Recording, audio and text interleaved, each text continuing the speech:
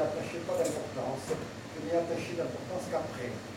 Alors là, c'est une poésie. C'est une sorte de poésie. Bon, la rime parfois pas le cas, on ne sait jamais. Bon, j'ai essayé de faire ce que j'ai pu. Petite histoire de la philosophie antique.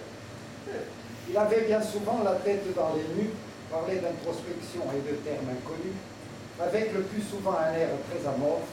Pour le situer, c'était un philosophe.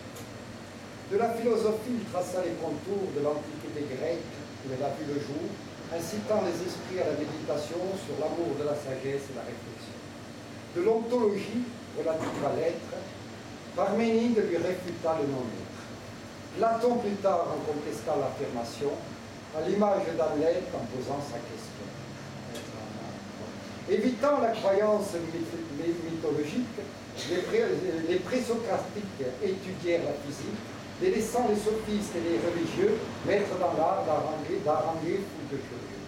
De Thalès à Socrate de siècles passés, les philosophes grecs nous enrichissaient, Platon puis Aristote, grand initiateur de l'académie et du lycée fondateur.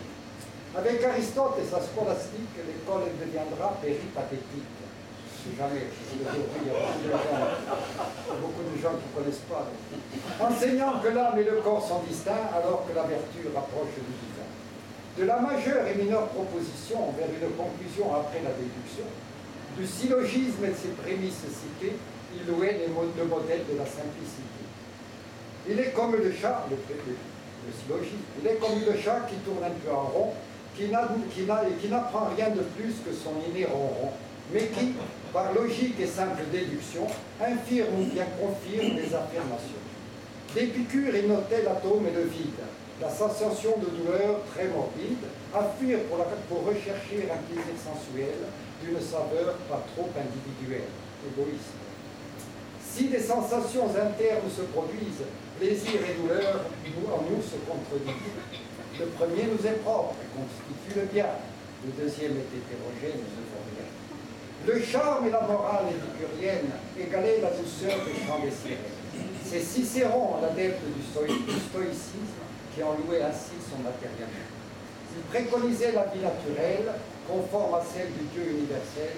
Le plaisir pour le stoïque n'est pas le bien, sans la raison ni la vertu, l'homme n'est rien. Le doute dans l'esprit fit son apparition. Ainsi naquit la notion de contradiction. Pas plus la croyance que la réalité, le scepticisme en était sa moralité. De son gymnase enseignait Antisthène, relayé par le cynique Diogène, subversif comme un altermondialiste, clochard débauché et anticonformiste. La sagesse réside dans la simplicité qu'il faut atteindre sans aucune vanité.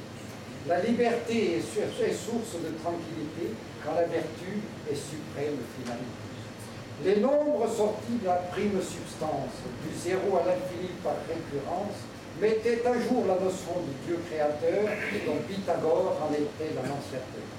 Il insistait sur la prise de conscience qui doit encadrer la technique et la science. Celui qui travaille selon la morale évite l'opprobre du scandale. La philosophie maigra bientôt vers Rome, qui le dénombre alors en noisy des tonnes. Dieu est la perfection et l'âme est immortelle, le soleil est fixe et la mort est cruelle, est en psychose. La philosophie naquit avec les hommes. Bien des penseurs en augmentèrent la somme. Des connaissances des connaissances évidentes ou abstraites que depuis des millénaires elles prennent. De nos jours, hélas, et dans toutes les classes, la philosophie n'a pas toute sa place. Cette discipline est souvent négligée. Merci, professeur, de nous l'avoir enseigné.